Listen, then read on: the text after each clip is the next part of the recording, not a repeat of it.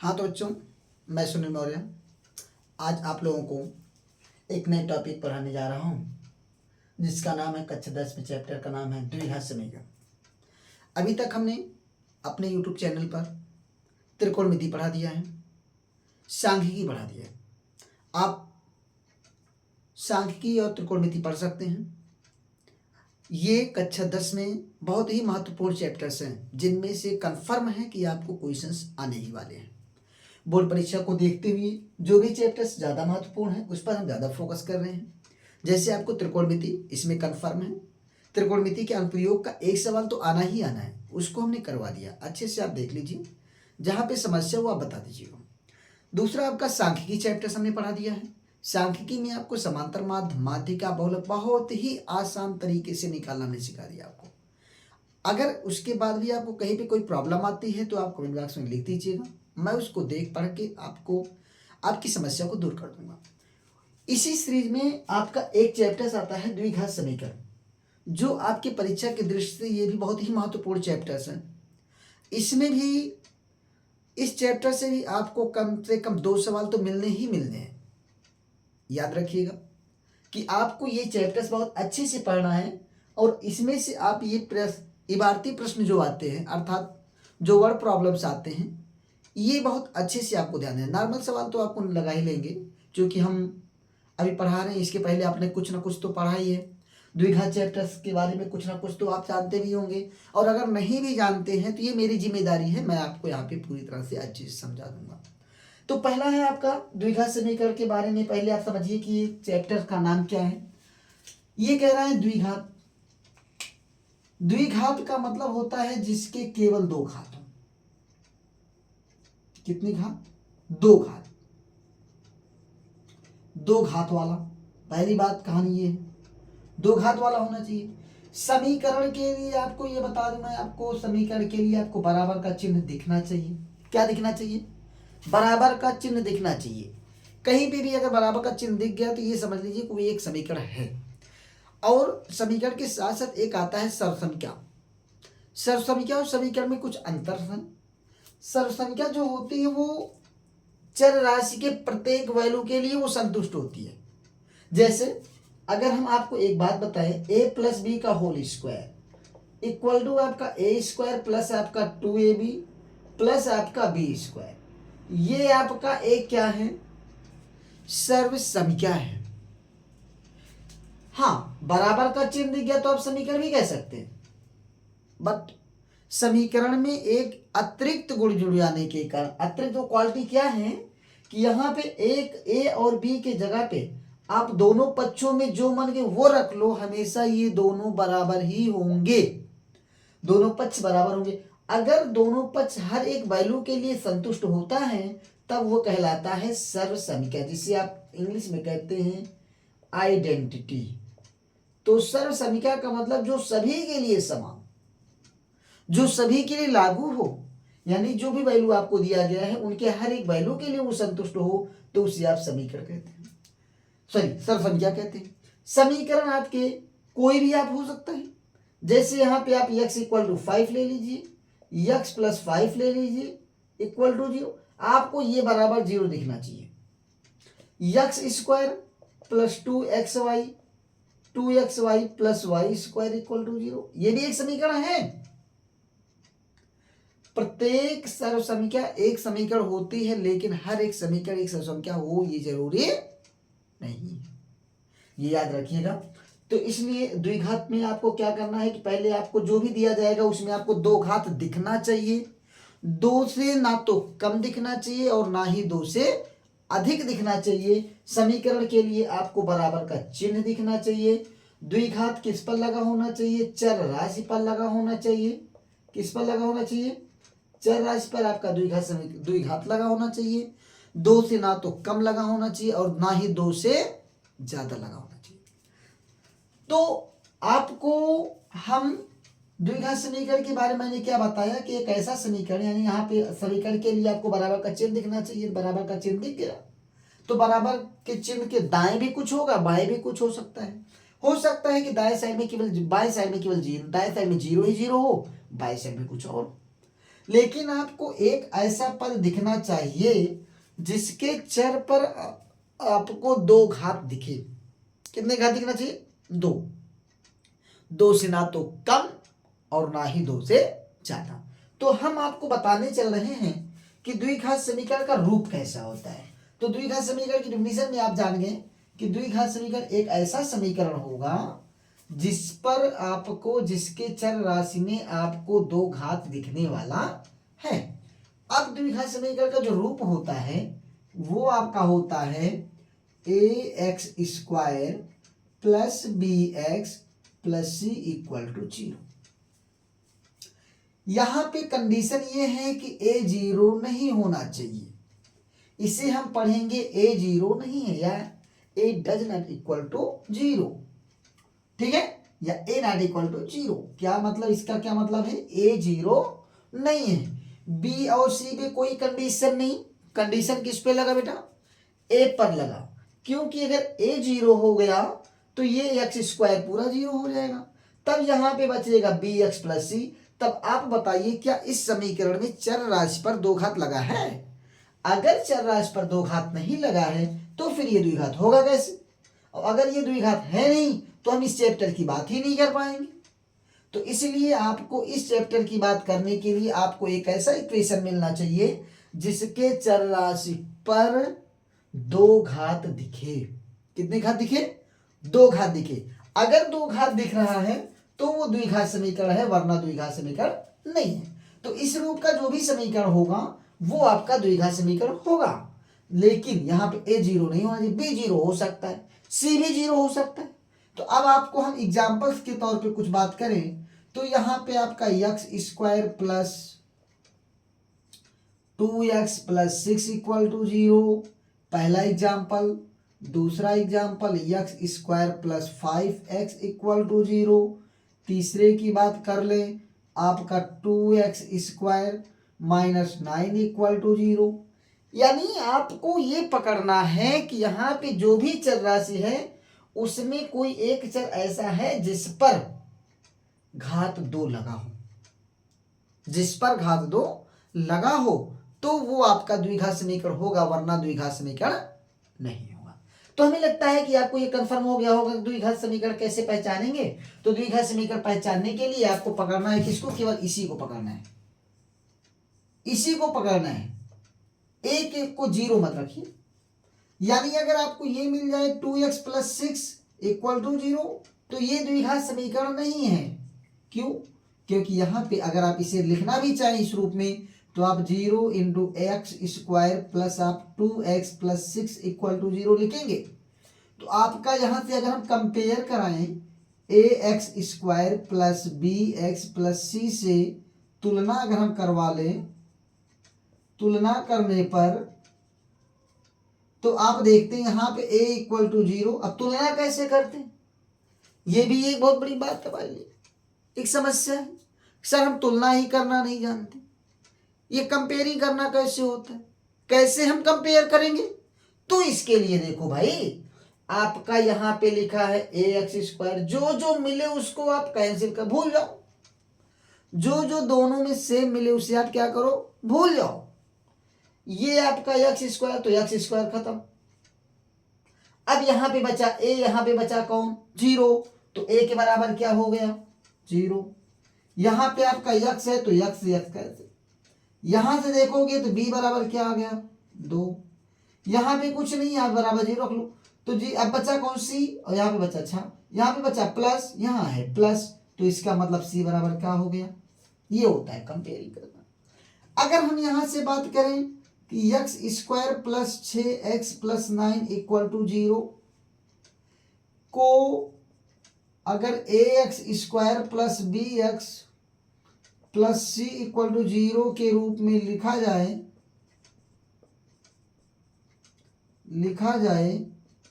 तो abc का मान बताइए। तो abc का मान बताने का मतलब आपको क्या करना भैया? कंपेयर करना है। तो ये आपका हुआ x² plus 6x plus 9 equal to 0, और तुलना करनी है ax² प्लस आपका bx plus c equal to 0 से। तो आप यहाँ पे देखेंगे, यहाँ पे अगर एक्स स्क्वायर के साथ कुछ न दिखे तो क्या मान लीजिए एक। क्यों? क्योंकि एक से किसी भी संख्या में गुणा करेंगे तो आपको वही संख्या मिलने वाली है। अब आप क्या करिए, कंपेयर करने के लिए आप हमने कहा पहले को पहले से मिलाइए। एक्स स्क्वायर ये है तो ये खत्म, तो यहां से कंपेयर करोगे बेटा, ए की जगह यहाँ पे बचा कौन 1, यहाँ पे बचा कौन ए, तो इसका मतलब ए और 1 आपस में क्या हो गए, बराबर हो गए। इसको इससे लेंगे, देखो यहाँ पे प्लस है तो यहाँ पे भी प्लस है, तो यक्स है तो यक्स खत्म हो गया, बचा कौन, यहाँ पे बी बचा, यहाँ पे 6 बचा, तो इसका मतलब बी बराबर क्या हो गया बेटा 6। यहाँ पे आपका सी है, यहाँ पे 9 है, यहाँ प्लस तो यहाँ प्लस, चिन्ह के साथ लेना है, सी यहाँ पे प्लस में तो 9 भी प्लस में, दोनों प्लस। तो ये कंपेयर होके निकला, ए की वैल्यू 1, बी की वैल्यू 6, सी की वैल्यू कितनी 9। तो आप ये कंपेयरिंग करना सीख गए कि आप कैसे कंपेयर करेंगे कि किसी भी द्विघात समीकरण को a x square plus b x plus c के रूप में अगर लिखा है तो वहां पे ए बी और सी का मान आप कैसे निकालेंगे, ये हमें लगता है आपको आज कंफर्म हो गया होगा। एक आध दो सवाल और ले लेते हैं। दूसरे एग्जांपल्स की अगर हम बात करें तो अगर आपको मिल गया है x square minus 9 equal to 0, यहां से आपको कंपेयर करना है, इसको आपको लिखना है को a x square plus b x plus c equal to 0 के रूप में लिखकर के रूप में लिखिए तथा ए बी सी का मान बताइए। अब आप क्या करेंगे, यहां पे तो ये एक्स स्क्वायर ऐसे ही x square minus 9 equal to 0, तो आप इसे क्या करेंगे, लिखेंगे एक्स स्क्वायर, जो पार्ट नहीं है उसके साथ आप 0 लगाइए। देखिए एक्स स्क्वायर वाला पार्ट है, ठीक है, कोई दिक्कत नहीं है। बी एक्स यानी कहीं ऐसा है जहां पे एक्स दिख रहा हो, चर राशि अकेला एक्स जिसकी घात 1 हो, अगर नहीं दिख रहा है तो उसके साथ आप प्लस लगा के 0x लिख लीजिए, माइनस है तो माइनस लगाइए, 9 है तो 9 लिखिए, बराबर 0 हो गया। अब आप तुलना करेंगे किससे बेटा, a x square plus b x plus c equal to 0 से। जब आप comparing a x square plus b x plus c equal to 0 से करेंगे तो अभी हमने बताया कि आपको जब कंपेयर करना है तो ए तो एक्स स्क्वायर से एक्स स्क्वायर कैंसिल, यहाँ तो कुछ नहीं तो कौन मिला 1, तो ए इक्वल टू कितना मिला 1, एक्स एक्स गया तो बी, यहाँ भी प्लस तो बी इक्वल टू कितना मिल गया 0।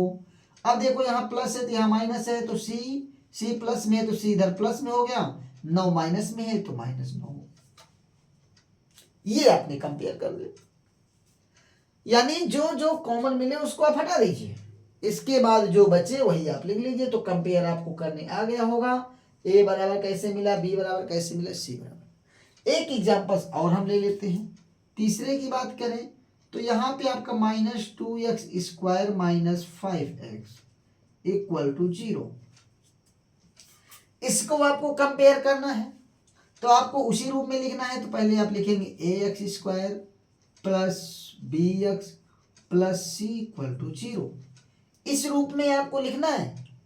तो आप इसे क्या करेंगे भाई, जो ना दिखे उसको 0 मान लीजिए, 2x square minus 5x plus 0 equal to 0,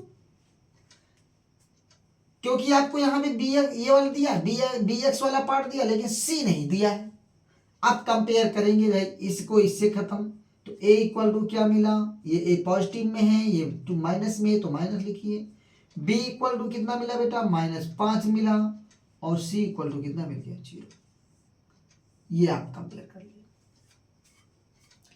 तो हमें लगता है कि आपको ये कंफर्म हो गया होगा कि हम कैसे कंपेयर करेंगे, a की वैल्यू, b की वैल्यू, c की वैल्यू निकालेंगे। यही चीज आपका एक चैप्टर और है आपकी किताब में, 2 चर राशि वाले रैखिक समीकरण, वहां पे भी आपको ये कंपेयर करना ही सीखना है, क्योंकि जब आप कंपेयर कर लेंगे तब आप उसको फार्मूले में यूज करेंगे। तो यहां पे आप कंपेयर करना सीख गए, तब आप जब फार्मूला इसका पढ़ेंगे तब आप उसमें यूज कर पाएंगे। आप कंपेयर ही नहीं कर पाएंगे फिर फार्मूले में यूज कैसे कर पाएंगे। कुछ बच्चे क्या करते हैं, यहां से यक्स भी ले लेते हैं, तो यक्स नहीं लेना बेटा, जो जो आपको जिस पद से आप कॉमन ले रहे, जिस पद को आप उठा रहे हो उस पद में जो जो चीज आपको कॉमन दिखे उसको भूल जाओ। इसके अलावा जो कुछ समझ में आए, जो कुछ बचे, वही आपका एक दूसरे के बराबर होगा। जैसे यहाँ पे आपका एक्स स्क्वायर सेम था तो उसको आप भूल गए, यहाँ पे बचा a, यहाँ पे बचा -2, तो a बराबर आपने लिखा -2। यहां से जब आपने कंपेयर किया तो यहाँ b है, यहाँ पे -5 है, x कॉमन दिख रहा था, उसको आप भूल जाओ तो b इक्वल टू -5। यहाँ पे प्लस है, यहाँ पे प्लस है, तो c की जगह क्या मिला? 0। इस साइड में तो आपको 0 मिला ही मिला। तो अब आपको, मुझे लगता है कि आपको कंपेयर करने में कोई समस्या नहीं होनी चाहिए। फिर भी अगर आपको कहीं पे कोई समस्या आ रही है तो आप बेहिचक बताइए। अब द्विघात समीकरण जब आप कंपेयर करना सीख गए, द्विघात समीकरण पहचानना सीख गए, तो आपको क्या करना है? द्विघात समीकरण को हल करना है। द्विघात समीकरण में पहचानने में क्या देखना भाई? जिस रूप में हो पहले आप उसे क्या करिए? हल करिए। हल करने के बाद पूरी तरह से आप चेक कर लीजिए क्या वो ax² + bx + c के रूप में लिखा है, लेकिन a आपका 0 नहीं होना चाहिए। अगर a 0 हो गया तो फिर वो द्विघात समीकरण नहीं मिलना चाहिए। 2 घात से ज्यादा 3 घात भी नहीं दिखना चाहिए, यानी उस समीकरण में चर राशि की मैक्सिमम घात तो होनी चाहिए। मिनिमम आपकी ये भी हो सकती, बट सबसे ज्यादा घात 2 हो, और 2 होना चाहिए। 2 से ना तो कम दिखे ना तो 2 से ज्यादा दिखे। 2 से कम दिख जाएगा तो वो लीनियर हो सकता है, कांस्टेंट हो सकता है, जिसे आप अचर कह सकते हैं पद, और दूसरा आपका रैखिक समीकरण आप कह सकते हैं। 3 घात का हो गया वो त्रिघातीय में चला जाएगा। तो लेकिन आपकी इस चैप्टर का नाम है द्विघात समीकरण, तो सबसे पहले आपको ये पता होना चाहिए कि आप किसे कहेंगे समीकरण। तो समीकरण में क्या होता है कि आपका एक आपका क्या होता है? बराबर का चिन्ह दिखता है, उसके दाएं साइड में कुछ लिखा होता है, बाएं साइड में कुछ लिखा होता है, लेफ्ट राइट में कुछ लिखा है, बीच में बराबर का चिन्ह है, तो वो समीकरण। समीकरण में और कुछ नहीं सोचना है। जहां बराबर का चिन्ह दिख जाए वहां पे समीकरण तैयार, बिना बराबर के समीकरण तैयार नहीं है। अब समीकरण जब कंफर्म हो गया तो द्विघात के लिए आपको 2 घात देखना है चर में। अगर चर में 2 घात है तो वो आपका द्विघात समीकरण है, वरना वो द्विघात समीकरण नहीं है। अब आप जब द्विघात समीकरण को पहचान लिए, द्विघात समीकरण की कंपेयरिंग करना आप सीख लिए, ABC की वैल्यू निकालना सीख लिए, तो अब हम पढ़ेंगे द्विघात समीकरण बनाना। द्विघात समीकरण आपको बनाना भी पड़ेगा। कुछ ऐसे कथन दिए जाएंगे जिससे आप द्विघात समीकरण बनाएंगे, उसके बाद आप हल करेंगे। अभी हम आपको द्विघात समीकरण हल करना बता रहे हैं। बनाने के लिए आपका जब वर्ड प्रॉब्लम आएगा तो उसमें हम लोग क्या कर लेंगे? समीकरण बना लेंगे। ठीक है, तो आप समीकरण हल करने के आपके सिलेबस में 3 प्रकार के 3 विधियां हैं समीकरण हल करने की। पहला है आपका है गुणनखंडन विधि, दूसरा आपका है पूर्ण वर्ग बनाकर, तीसरा आपका है सूत्र विधि। पहला क्या है? गुणनखंडन विधि, दूसरा आपका है पूर्ण वर्ग बनाकर विधि, तीसरा आपका है सूत्र विधि। तो पहले आज हम लोग पढ़ेंगे अभी द्विघात समीकरण को हल करने की गुणनखंडन विधि। कौन सी विधि? गुणनखंडन विधि। गुणनखंडन विधि में आपको क्या करना होता है कि आपको दिए हुए समीकरण का गुणनखंड करना होता है। गुणनखंड करने के बाद आप क्या करते हैं? उसे बराबर करते हैं। जैसे अगर हम एक बात ले लें, समीकरण हल करने की गुणनखंड विधि, समीकरण हल करने की गुणनखंडन विधि।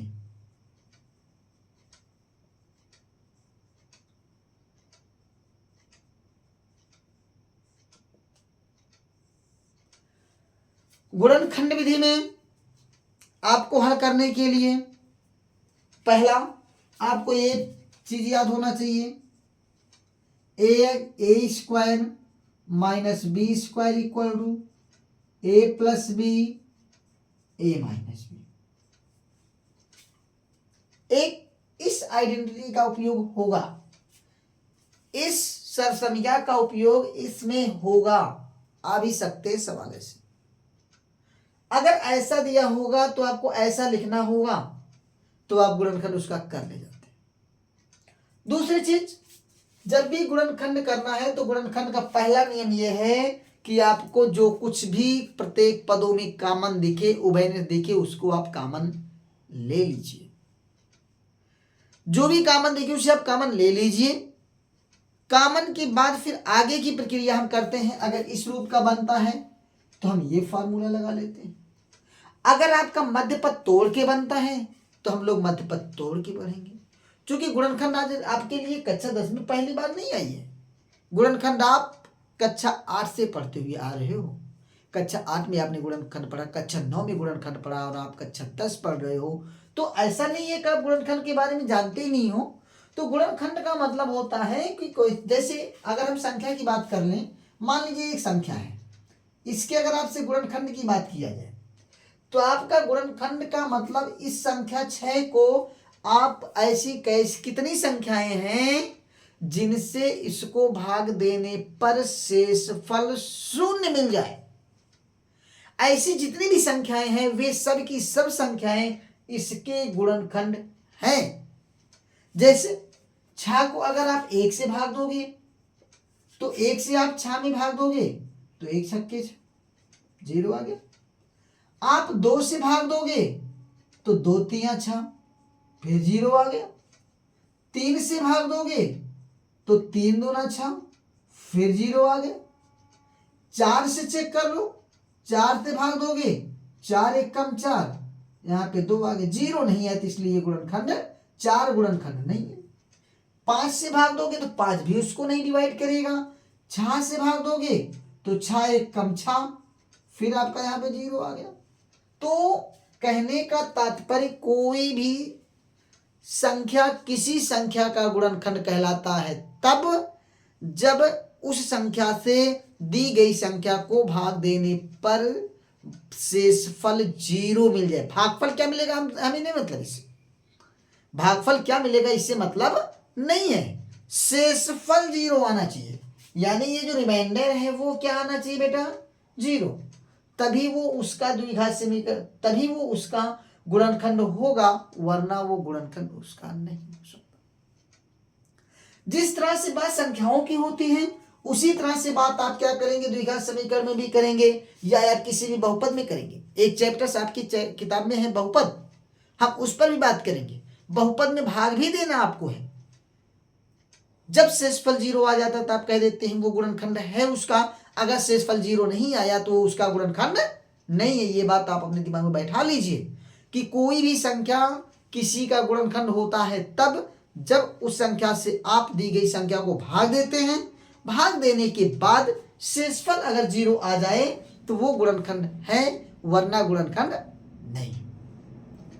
अब इसका मतलब यहाँ पे आपको 6 के कितने गुणनखंड मिल गए बेटा, 6 के 1 2 3 4, 6 के कितने गुणनखंड मिले, 4 गुणनखंड मिल गए।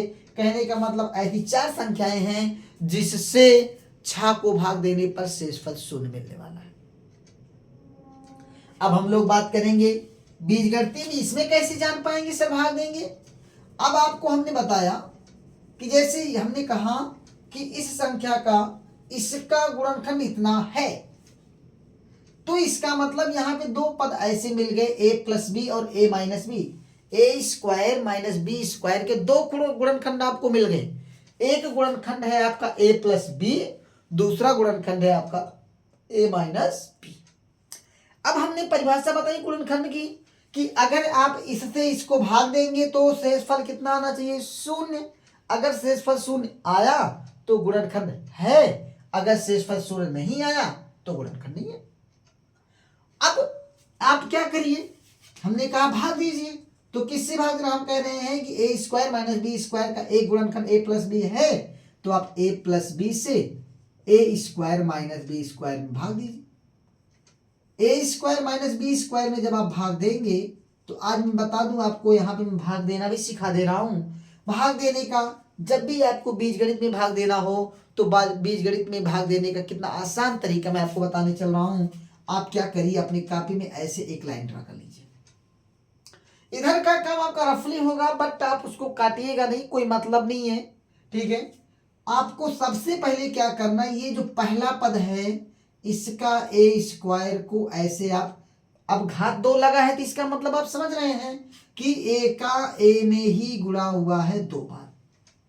अगर ए का घात 3 बार लिखा होता तो आप ए का 3 बार गुणा करते, 4 लिखा होता तो आप 4 बार गुणा करते, 5 लिखा होता तो आप 5 बार गुणा करते। ए का ए में ए गुणा ए गुणा ए गुणा ए गुणा ए, ऐसे चला जाता। फिर इसके बाद इसका जब आपने पहला पद लिख लिया तो आप इसका पहला पद उठाइए। यहां का पहला उठाया आपने तो इसको ऐसा लिख लिया, यहां का पहला उठाएंगे तो आप इसे ऐसे लिख लेंगे, ए बराबर है। अब जो दोनों में कॉमन हो उसको आप क्या कर दीजिए, कैंसिल कर दीजिए, तो ये इससे खत्म हो गया। अब यहां पे बचा कितना बेटा, ए। हमारे लिए जब हम भाग देते ना तो सबसे बड़ी समस्या हमारे लिए ये होती है बीजगणित में, सर हम सबसे पहले यहां लिखे क्या। जब हम ये कंफर्म कर ले जाएंगे कि यहां पे हम लिखे क्या, तब हमारे लिए दूसरी समस्या आती, सर हम यहां नीचे क्या लिखे। तो हम आज यही बताने चल रहे हैं कि आपको सबसे पहले आपको कुछ नहीं सोचना है, आप इसका पहला पद ऐसे आप विस्तार कर दीजिए, इसका पहला पद आप ले लीजिए, जो दोनों में कॉमन हो उसको आप क्या कर दीजिए, डिवाइड कर दीजिए, कैंसिल कर दीजिए, जो कुछ भी बचे चिन्ह के साथ उसको आप यहां लिख लीजिए। प्लस का चिन्ह था, प्लस लिख लिया आपने। अब जब आपको ये जो बचा है वही यहां लिखना है भाई, ये जो बचा है वही क्या करना है, यहां लिखना है। इसके बाद अब नीचे लिखने के लिए आपको क्या करना है, ए से ए प्लस बी में क्या करना है, इस पूरे पद में, ये पूरा जितना है उस पूरे में आप ए से क्या करिए, गुणा करिए। तो जब आप गुणा करते हैं तो ए का ए में गुणा करते हैं, फिर इसके बाद प्लस ए से आप बी में गुणा करते हैं। जब आप ए से ए में गुणा करते हैं तो आपको मिल जाता है ए स्क्वायर, प्लस आपका यहां से गुणा कर लेते हैं तो आपको क्या मिल जाता है, ए बी। जो चीज आपको ये मिला ना गुणा करने के बाद, सोचना ही नहीं है, सीधे यहां उतार दो। तो ए स्क्वायर प्लस आपका क्या मिला बेटा, ए भी मिल गया।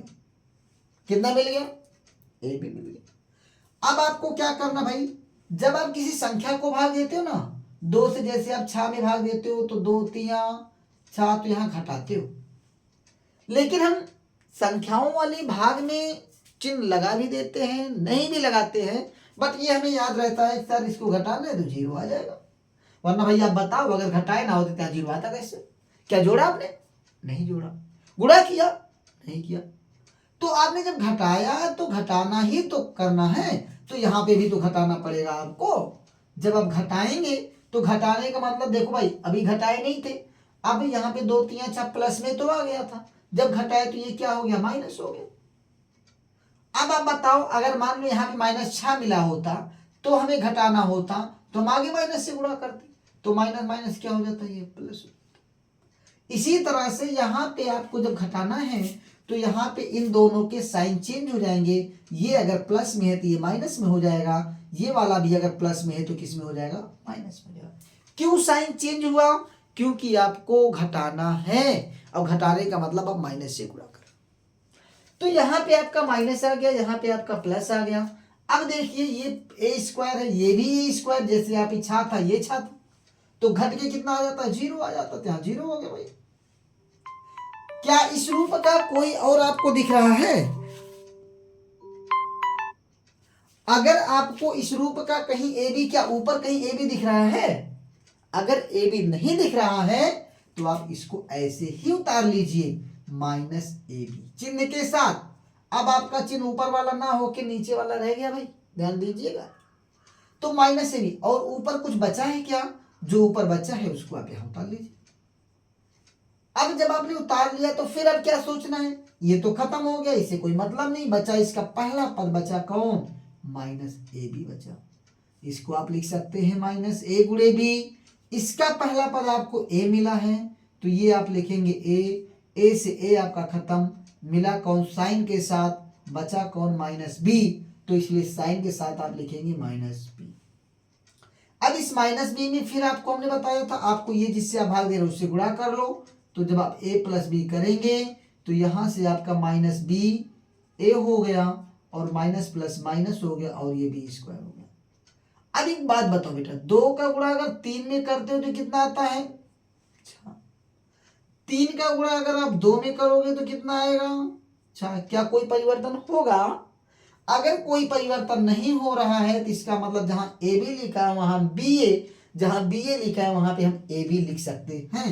तो इसका मतलब यहाँ पे हम लिख दें माइनस ए बी, इसी को हम थोड़ा सा लिख सकते हैं minus a b minus b square. Minus a b minus b square आया।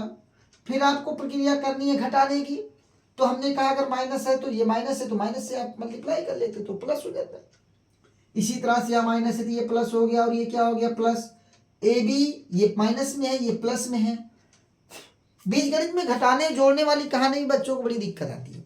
तो इसके लिए बेटा क्या समझना है कि अगर समान चिन्ह वाले मिल जाए तो आपस में जुड़ जाते हैं, अगर विपरीत चिन्ह मिल जाए तो आपस में घट जाते हैं। कहने का मतलब एक प्लस और एक माइनस हो तो वे दोनों आपस में घट जाएंगे, दोनों माइनस माइनस में हो, दोनों प्लस प्लस में हो तो वे दोनों आपस में जुड़ जाते हैं। जुड़ने के बाद चिन्ह आपका वही लगता है जो उन दोनों संख्याओं का होता है। घटने के बाद जो संख्या आपको आंकिक रूप से देखने में बड़ी लगे उसी का चिन्ह आप लगा देंगे। कहने का मतलब अगर कहीं -6 + 8 लिखा हो तो ये प्लस देख के आप जोड़ मत दीजिएगा। हमने कहा एक का चिन्ह माइनस में एक का चिन्ह प्लस में है तो ये दोनों घटेंगे, और घटेंगे तो आप बड़ी संख्या में से छोटी संख्या घटा लो भाई। 8 में से 6 घट गया 2 आ गया। अब आप आंगिक रूप से देखिए इन दोनों में बड़ा कौन? अगर इन दोनों में बड़ा 8 है तो आज के पहले किसी भी संख्या के जस्ट पहले जो लिखा होता वो उसकी साइन होती है। तो यहां पे इसका प्लस लिखा तो यहां पे साइन हो जाएगा प्लस, और धनात्मक संख्या में अगर केवल एक संख्या है तो उसके आगे हमें प्लस लगाने की कोई आवश्यकता होती नहीं है, तो आपका ये वैल्यू हो जाती है। इसी तरह से अगर आपको यहाँ पे -8 + 6 मिल जाता तो आप क्या करते? चूंकि दोनों की साइन आपस में क्या है? डिफरेंट है, तो आप क्या करेंगे? घटाएंगे। 8 में से 6 घटा देंगे तो 2 आएगा। लेकिन आप देखिए इनमें है कौन संख्या बड़ी? 8 और 6 में बड़ी कौन? 8। तो इसका मतलब 8 के पहले वाली चिन्ह हमको लगानी है, तो 8 के जस्ट पहले कौन सी चिन्ह है? माइनस। तो यहाँ क्या लग जाएगा बेटा? माइनस। अब यहाँ पे आप देखिए ये आपका माइनस में ये प्लस में तो ये आपका घट जाएगा, यहाँ 0 आ जाएगा। ये माइनस में ये प्लस में दोनों सेम सेम है तो ये भी क्या आ जाएगा? 0 आ जाएगा। तो 0 तो रिमाइंडर क्या आ गया बेटा? शेषफल आपका 0 आ गया।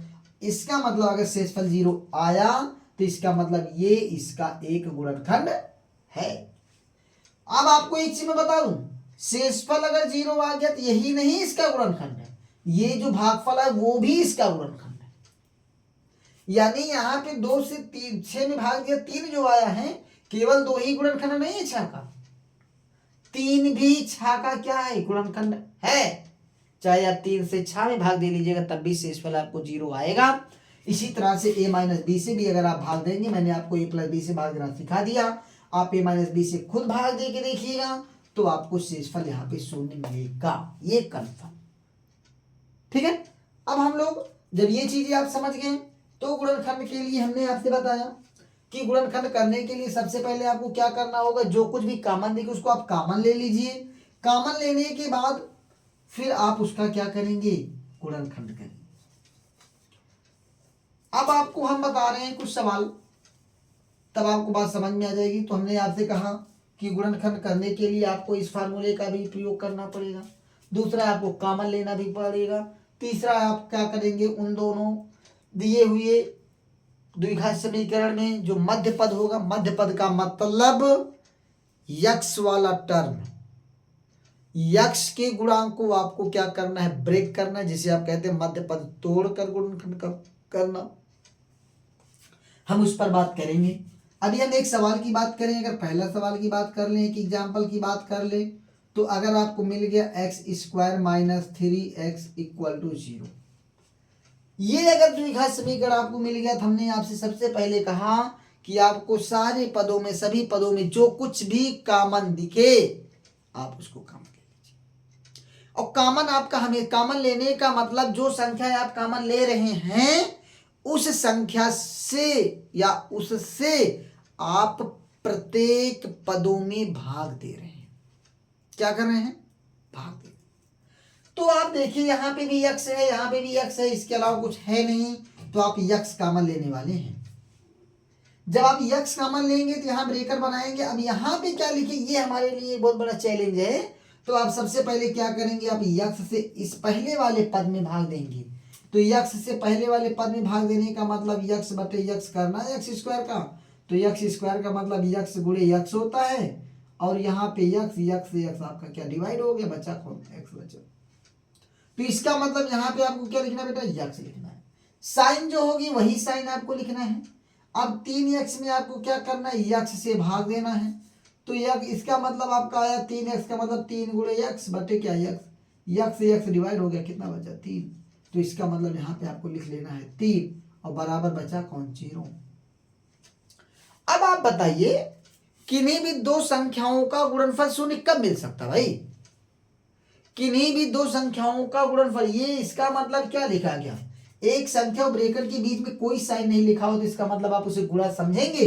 तो इसका मतलब ये लिखा है यक्स गुणा एक्स माइनस 3 इक्वल टू 0। अब आप बताइए किन्हीं भी दो संख्याओं का गुणनफल शून्य कब मिल सकता है, यदि ये तभी मिल सकता है जब या तो यक्स 0 हो, या ये संख्या 0 हो, या हो सकता है दोनों 0 हो। कहने का मतलब a इंटू बी बराबर 0 कब, इसकी पहली कंडीशन a बराबर 0, बी नॉट इक्वल टू 0। दूसरी condition a not equal to 0, b equal to 0। तीसरी condition a equal to 0, b equal to 0। लेकिन यहां पे पहली कंडीशन अगर हम लगा दिए a 0 हो गया, b 0 नहीं है, तो आप b से इधर भाग दे दोगे तो b क्या हो जाएगा, तो a बराबर 0 मिल जाएगा। यहां पे आपका a 0 नहीं है तो इस साइड में आप a से भाग दे सकते हो। लेकिन अगर आपका यहाँ पे a 0 b 0 दोनों 0 हो गया तो आप इस साइड में भाग कैसे दे पाओगे। इसलिए यहाँ पे जब इस रूप की कंडीशन मिलती है तो आप यहाँ पे लिखोगे x बराबर 0। अगर x बराबर 0 है तो इसका मतलब x minus 3 not equal to 0 है। अब ये x, क्योंकि अगर ये भी 0 हो गया तो इधर आप डिवाइड करोगे तो 0/0 डिवाइड क्या आपका डिफाइन है, 0/0 डिफाइन है ही नहीं। तो इसका मतलब x बराबर 0 हो गया तो x माइनस 3 0 नहीं है। अब यहां पे इसको आप 0 कर लो, x माइनस 3 इक्वल टू 0, तो इसका मतलब x इक्वल टू 3 हो गया। तो यहां पे आपका x 0 नहीं होगा। दो कंडीशन हो गए। तीसरी कंडीशन लागू नहीं होती, कारण यह है कि आपको इससे आपको क्या करना होता है, इसमें डिवाइड करना होता है। अब आप 0 से 0 में डिवाइड कर ही नहीं सकते क्योंकि वो डिफाइन ही नहीं है, इसलिए यहां पे शब्द आप या लिखेंगे और नहीं लिखेंगे। ठीक है, तो यहां से या तो आपका क्या हुआ, x बराबर 0 और x minus 3 not equal to 0, या x माइनस 3 इक्वल टू 0 हो गया तो x बराबर 0 नहीं होगा। आपके ये अतः समीकरण के जो दो हल हुए वो x बराबर 0 और x बराबर 3 हुए। द्विघात समीकरण में आपके चर राशि के दो घात हैं, इसलिए इस समीकरण के आपके दो ही हल मिलेंगे, दो से अधिक नहीं मिल सकते। कोई भी समीकरण जितने घात का होगा उसके उतने ही सॉल्यूशन मिलने वाले हैं। एक घात का है तो एक सॉल्यूशन, द्विघात का है तो दो सॉल्यूशन, तीन घात का है तो तीन सॉल्यूशन मिलेंगे, चार घात का है तो चार सॉल्यूशन मिलेंगे। हाँ, वो सॉल्यूशन मिलेंगे कंफर्म है, लेकिन वो रियल होंगे या इमेजिनरी होंगे ये कंफर्म नहीं बता सकते। काल्पनिक भी हो सकता है, वास्तविक भी हो सकता है, उसके बारे में हम बाद में बात करेंगे। अभी हम आज पहले भाग में बस इतनी बात कर रहे हैं कि द्विघात समीकरण को गुणनखंडन विधि द्वारा आप कैसे हल करेंगे। तो सबसे पहले आप क्या करेंगे, उसका कॉमन लेंगे। कॉमन लेने के बाद आप एक एक पद को अलग अलग 0 कर लेंगे। उसके बाद आपको जो x की वैल्यू मिलती है वही उस समीकरण का क्या होता है, हल होता है, सॉल्यूशन होता है। दूसरे सवाल की अगर हम बात करें तो आपको अगर ये मिल गया x स्क्वायर इक्वल टू 9, तो सबसे पहले आप इसको इस साइड में लेके आइए, आप द्विघात समीकरण के रूप में बनाइए। x square minus 9 equal to 0, आप इसे लिखिए यक्स स्क्वायर माइनस 3 का स्क्वायर इक्वल टू 0। अब आप देखेंगे ये आपका इस रूप का बन गया ए स्क्वायर माइनस बी स्क्वायर। तो यहां से आपका ये हो गया यक्स माइनस 3 और यहां से एक्स प्लस 3 इक्वल टू आपको 0 मिल गया। फिर वही की प्रक्रिया जब यहां पे आपको मिल गया, अब इसको तोड़ नहीं सकते आप। अगर इसको भी और हम तोड़ सकते थे, छोटा कर सकते थे तो करते, लेकिन अब नहीं कर पाएंगे, तो इसलिए आपका ऐसा ही रहेगा। तो फिर यहां से आपका यक्स माइनस 3 इक्वल टू 0 हो जाएगा, तो यक्स इक्वल टू 3 हो जाएगा, या आपका यहाँ पे यक्स प्लस 3 इक्वल टू 0 हो गया, तो यक्स इक्वल टू माइनस 3 हो गया। ये आपका दोनों समीकरण क्या हो गए, हल हो गए। इसी तरह से एक सवाल और हम ले लें, तीसरे की अगर हम बात करें तो यहां से आपका मान लीजिए आपका यहां से चलो 3 स्क्वायर इक्वल टू 1/3 है। अब आप इसे क्या करोगे भाई, ये आपका इस 3 को भी इधर लेके चले आ जाओ, तो यहाँ से यक्स स्क्वायर इक्वल टू आपका 1/3 इंटू 3 हो जाएगा, तो यहाँ से यक्स स्क्वायर इक्वल टू 1/9 हो जाएगा। इसको इधर लेके आएंगे तो आपका यक्स स्क्वायर माइनस 1/9 हो जाएगा, इक्वल टू 0 हो जाएगा। यहाँ से आप क्या करेंगे, यक्स स्क्वायर माइनस 1/3 का स्क्वायर आप कर सकते हो, इक्वल टू 0। अब आपका फिर कंपेयर कर लो, इस रूप में बन गया है। जब इस रूप में बन गया फिर आप ये फार्मूला लगा लेंगे, तो इसका मतलब इक्वल टू आपका यहाँ से क्या मिलेगा, यक्स प्लस 1/3 हो गया, और यहाँ से यक्स माइनस 1/3 इक्वल टू 0 हो गया। अब यहाँ से आपका एक एक करके 0 लिखना है, यक्स प्लस 1/3 इक्वल टू 0 हो गया, तो यक्स इक्वल टू माइनस 1/3 हो गया, या यहाँ पे आपको मिला एक्स माइनस 1/3 इक्वल टू 0 हो गया, तो यक्स इक्वल टू 1/3 हो गया। यानी ये दोनों आपके क्या हुए, इस द्विघात समीकरण के क्या हुए, हल हो जाते। आज हम लोगों ने अभी तक क्या सीखा, द्विघात समीकरण किसे कहते हैं, और द्विघात समीकरण जब हमने पहचान लिया तो द्विघात समीकरण कैसे हल करते हैं, आज हम इस पर बात कर रहे हैं। एक दो सवालों की बात हो चुकी है, जिनमें से आपने केवल अभी गुणनखंडन विधि की बात किया, गुणनखंडन में भी थोड़ी सी बात किया हमने भी, और इसके बाद हम लोग बात करेंगे कि आप गुणनखंडन कैसे बीच वाला पद तोड़ के करेंगे।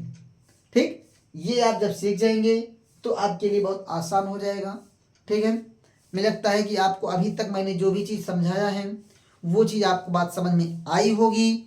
इसके बाद मैं आपको द्विघात समीकरण के हल करने की गुणनखंडन विधि में मैं आपको अगले वीडियो में फिर दूंगा। सॉल्यूशन करना कैसे आप सीखेंगे, क्योंकि द्विघात समीकरण का हम कम से कम 4 वीडियो बनाएंगे। एक आपका ये बन चुका है, 3 वीडियो और लगभग बनाएंगे। आप उसमें देख लीजिएगा कि आपको द्विघात समीकरण की जितनी भी समस्याएं हैं, ये मेरी गारंटी है, आप कुछ भी नहीं पढ़े हो द्विघात समीकरण में, कोई दिक्कत नहीं है, एक सीरियल से आप पढ़ो तो आपको देखेंगे कि द्विघात समीकरण आपको बहुत ही आसान चैप्टर लगेगा। वैसे आपको धीरे धीरे हर एक चैप्टर आसान लगेगा, लेकिन आप क्या करिए, कंटिन्यूटी बनाइए, आप कंटिन्यूअस पढ़िए। जहाँ पे समस्या है आप पहले आप किताब, मैं यही कहूँगा पहले आप किताब से खुद पढ़िए। किताब से अगर आपको नहीं समझ में आती है तो आप इस वीडियो को देख लीजिए, वीडियो को देखिए, वीडियो को 2 बार 3 बार देखेंगे आप, तो आपको पूरी तरह से क्लियर हो जाएगा कि हम क्या कहना चाहते हैं और किताब में क्या लिखा है। ठीक है, तो हमें लगता है कि आपको ये सारी चीज़ जितना मैंने बताया वो सारी चीज़ें आपको समझ में आ गई होंगी, इसलिए आज हम इस वीडियो को यहीं पे रोकते हैं। ठीक है, आगे हम लोग फिर नेक्स्ट दिन दूसरे दिन इस पर बात करेंगे। ठीक है, धन्यवाद।